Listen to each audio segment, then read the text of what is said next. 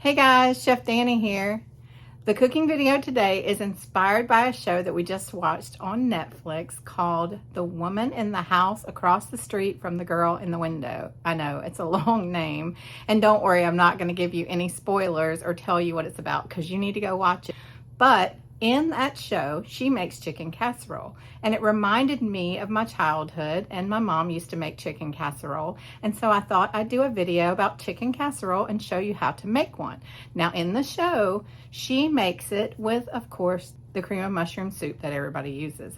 But we're gonna make our own cream of mushroom soup, and I'm gonna show you how to make an easy casserole for any night of the week. So I hope you enjoy this video, and make sure to share, like, give me a thumbs up, subscribe to the channel. We're still trying to grow our audience, so I'd really appreciate that.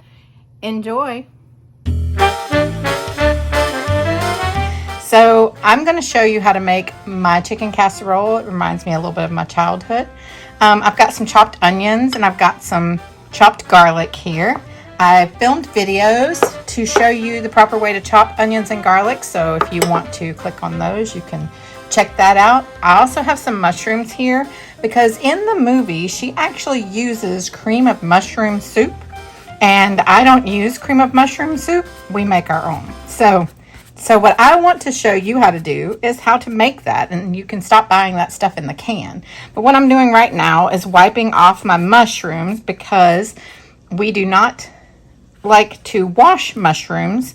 I only want to wipe them because mushrooms are like a sponge, and when you wash them, they tend to soak up all the water and they get kind of slimy and they're not really good. So what I like to do is just damp a towel and wipe any dirt that's on them off of the top. Some people like to peel the mushrooms if you want to be really fancy and cut that top layer off. But come on guys, it's going to be fine. We're going to wipe it off. I'm going to show you how to make your very own cream of mushroom so you can make this chicken casserole. Now, I don't know if you guys ever had this as a child growing up, but I surely had this. And Mom used to make it. And it was actually one of the nights that I liked when we had dinner because it was cheesy and creamy, and who doesn't love chicken? So this was one of my favorites.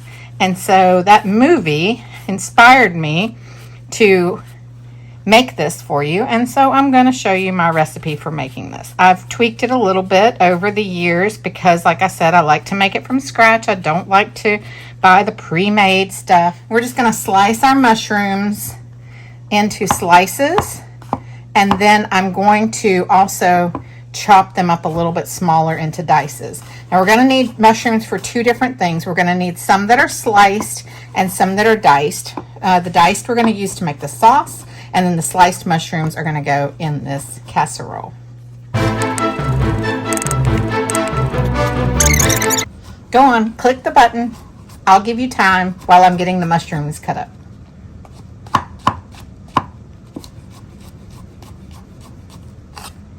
All right, it smells very mushroomy in here. So in this show, and this is not a spoiler, as I said before, I would never do that. In this show, she makes several casseroles in this really unique dish, and I actually have one of those, and we're going to use that to make our casserole in. And it kind of shows how she makes it at the beginning of the movie, but then as it goes on, she just makes it over and over. And I won't tell you why, but you can watch if you'd like. All right, so we have our mushrooms, our onions, and our garlic. The last thing we're going to do is cut up a little bit of chicken. All right, so for the chicken, I don't like to cut even cooked chicken on my wooden cutting surfaces. So I like to put a plastic mat on top of that. And this is a little thin plastic cutting board. That's a good tip if you want to just keep those for cutting raw meats. Now our chicken is already cooked because I have a little quick tip for you. And I purchased a rotisserie chicken. You can roast your own if you would like. This just saves a little time, and I think it's perfect for a chicken casserole because this was supposed to be an easy meal.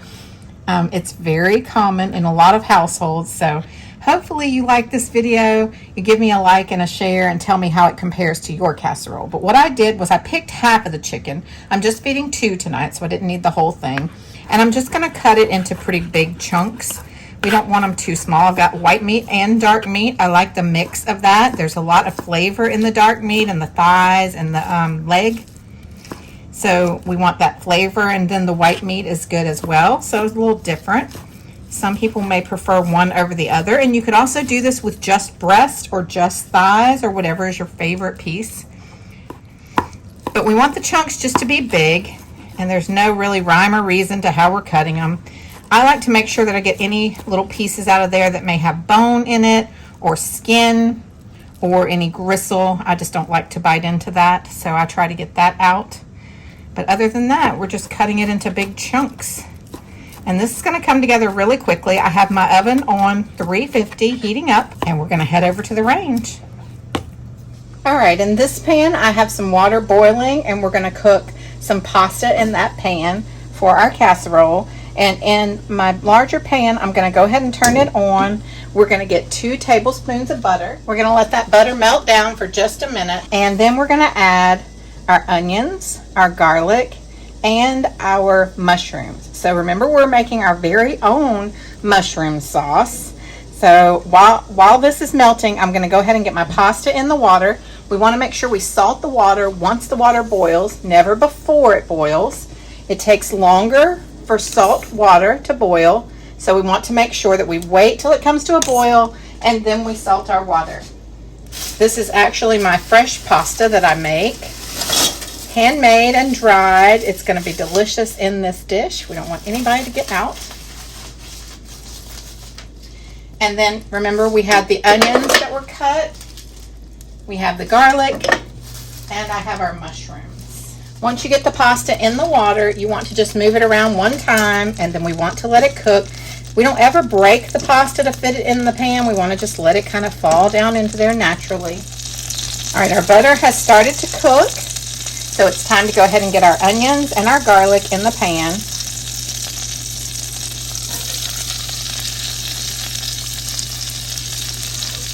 This is an easy sauce to make, and I do this sauce from scratch at Christmas too for the holidays. If you're making like a green bean casserole or something like that, this sauce is so much better than using the can. So making your own is always best, and it's super easy. I'm going to show you how to do that. You need a couple of ingredients, of course. We need the garlic and onions, and I know this looks like a lot, but we're going to let it cook down for a few minutes. And we're going to go ahead and add our mushrooms. Now, these are the mushrooms that we chopped. I also have some mushrooms that I just sliced, and those are going to come in later. But right now we're making a mushroom sauce, so clearly we have to have some mushrooms in there, right? Once our mushrooms have started to kind of cook down a little bit, we want to add a few more things to the pan to start building some flavor in our sauce. So the first thing we're going to add is some Worcestershire sauce. We're going to drizzle it just on the top. That's going to start helping our mushrooms to cook down a little bit. That liquid added in there helps with that. We also want to go ahead at this time and do salt and pepper. Remember though that the soy sauce has salt in it, so we've got to make sure that we don't over salt. So I'm going to add just a little bit of salt and fresh ground pepper. Always fresh ground. And then of course we want to add some of the secret seasoning.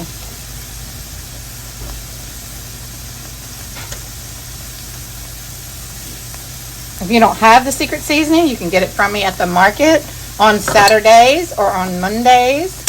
You can check on my website to see where those markets are, chefdannycooks.com. In the meantime, our pasta is done, so I'm going to go ahead and turn that off. I'm going to pull the pasta out and put it into a separate bowl, but we are not going to get rid of the pasta water. The pasta water is very important, and it's something that we don't pour out. You never strain pasta in a strainer. We want to make sure and hold on to that water. It's okay if your pasta is slightly undercooked, because remember, it's going into the oven to cook again. So we definitely don't want it overcooked.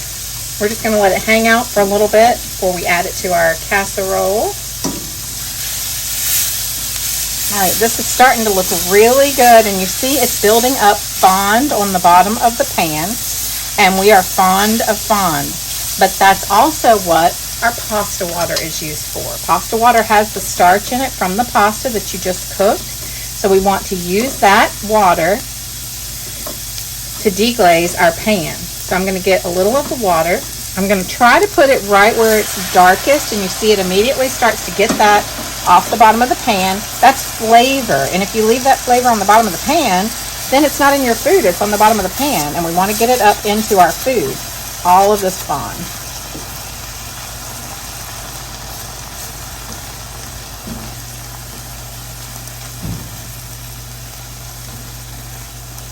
All right, now that we've done that part, we are ready to add our heavy cream. This is heavy whipping cream. We're going to add it right to the pan.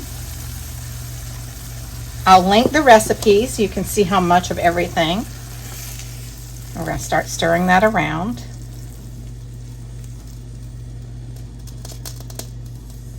Make sure we get all that flavor off of the pan and into our sauce. Now we're going to let this cook down for just a few minutes till it thickens up, and then we'll finish our casserole. Okay, our sauce has started to thicken up, and I wanted to show you my Corningware that I'm going to use. Yep, it's the blue corn flour, just like she uses. Mine's a little smaller, it's not as deep as her dish, but we've got to cook it in this dish because that's what she uses, and that's the really cool part. So our sauce has thickened up. And normally I would just mix it all into this pan because this pan goes from the stove top straight into the oven. But because she uses this beautiful blue Corningware, we've got to use that. It's very 1950s. It's very much part of this show. So I definitely have to use that. Now, what I want to say first is we're going to taste this. Always have to taste the sauce. This is your cream of mushroom, but you want to make sure, does it need more seasoning? Does it need salt, pepper, secret seasoning? I'm going to say it needs just a little bit more salt and pepper. You have to taste yours and season it accordingly. Never try to mix something together without tasting it first. You want to make sure you taste. Salt brings out flavor in food, so sometimes if you're not quite sure what it needs, try a little bit of salt and that'll bring out the flavor, and that might be all that it needs. All right, now we're going to go ahead and we're going to mix in our pasta. I'm going to mix it all in this pan and then I'll put it into the other one. So we've got our pasta that we pulled out here. We're going to put that in here and get it mixed up. And then we're going to add the chicken and our sliced mushrooms. All right, here's our chicken that we cut up.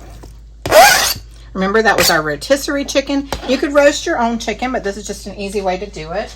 We're going to mix that in there. And then we're going to do the sliced mushrooms, and this all gets topped off with cheddar cheese. All right, here's the sliced mushrooms. You don't have to add those if you're not a huge fan of mushrooms. You don't have to add the extra. You could also do this with asparagus or broccoli. I've used both. If your sauce seems kind of thick, and mine does, I'm going to add just a little bit more of the heavy cream because this is going in the oven. And I'm going to top it with that cheddar cheese. Now it's going in at 350, and then we're going to take it out and I'll show you what it looks like when it gets done.